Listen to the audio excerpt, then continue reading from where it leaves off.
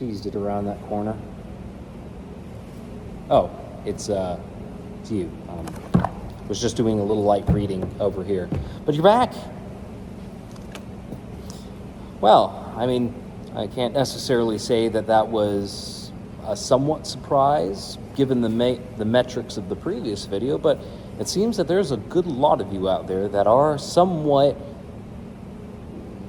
I guess I wouldn't say concerned, but more along the lines of interested to seeing how this type of project is going and what's been done. Well, I'll just go ahead and clear the air as of right now. Not too much as of right now, but I do have something for your time for just coming back here, which I am eternally grateful for. How about we go over some of the electronics, what works, how you do certain stuff, and how it looks like on the actual vehicle itself while I have it here in the garage, which is, as you can probably tell from the nice sheen, no, that's not from my Olay cream, but that is actually just pure sodium and water escaping through my pores because it's somewhat hot. Now, I understand that there might be a lot of questions going through your mind in regards to this build, and the biggest one is, Nick, if it's so hot, why on earth are you wearing a jacket? Well, that's very simple. I like pockets and I carry a lot of things, and just a standard shirt doesn't give me that. So I just have to wear a lightweight jacket to hold all my keys, both sets, and my phone, and my card holder. But either way, that's not what today's video is about. So why don't we actually just go ahead and take a walk over to Sherry and see how she's doing in her corner. So there was one thing to mention, mainly the big portion of me actually lying to your faces, or whatever you're watching this on. There was one change since the previous video when I was bringing it back from the shop, because now I got the radio fixed, so I got my banging tunes ready. Well, the Murphy's Law really did come into full stride, I guess you could say, because a semi-lovely gave me that. It's not good, but that's okay, because getting windshields for these is actually quite easy. Caddy Daddy has plenty of them available for the 57 and the 58 model, considering the fact that those two mainly didn't change on the top portion of how the car was designed. So I'm very thankful for that. And you can even get it in the cool green tinted actual laminated glass instead of having to go to something, new like other people or have to go to Safelite, which is not going to happen, period.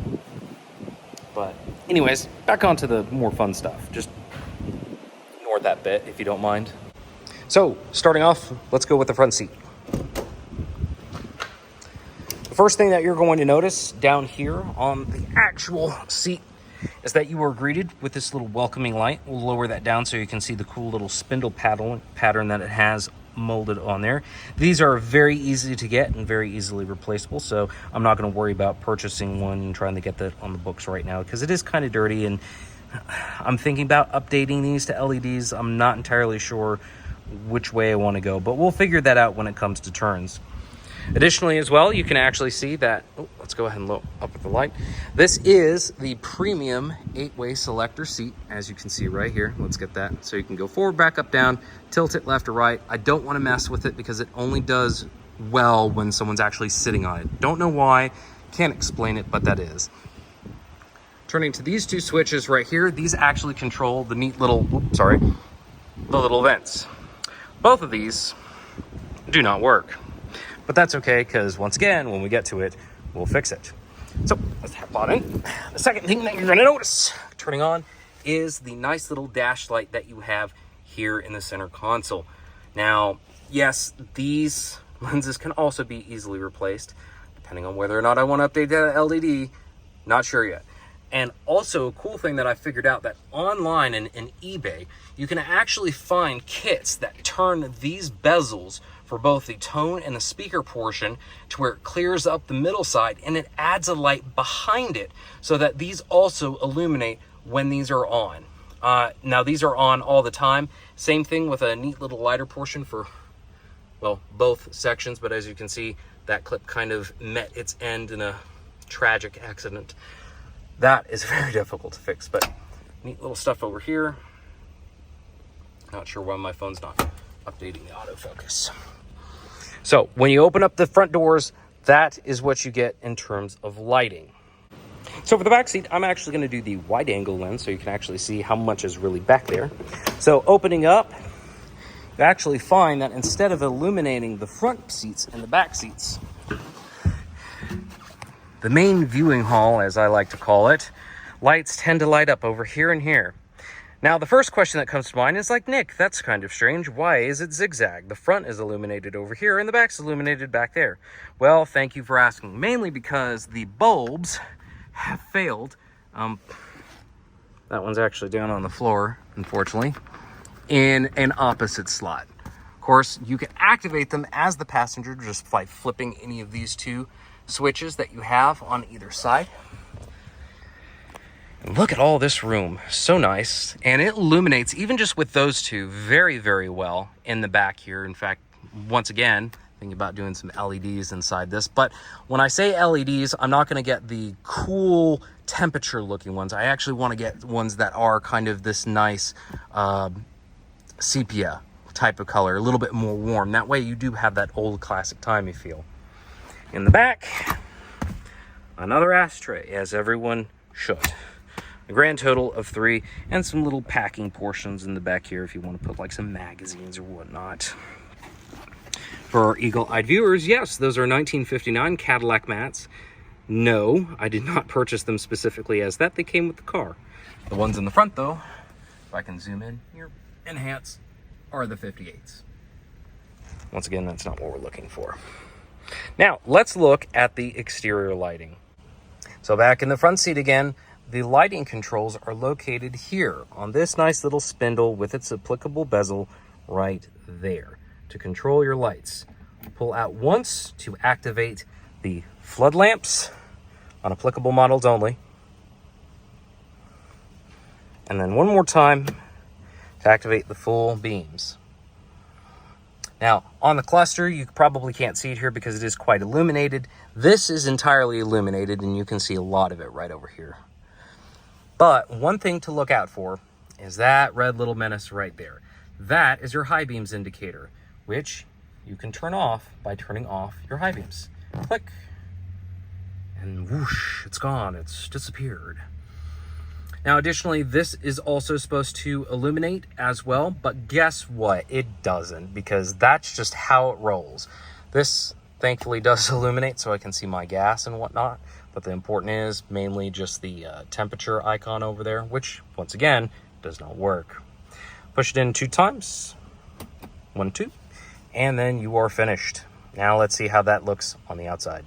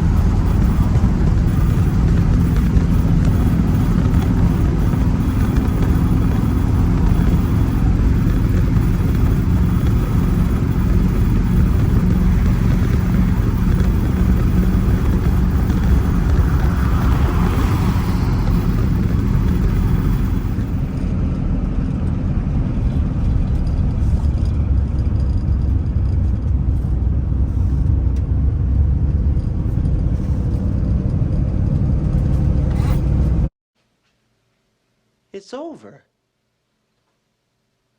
Go home.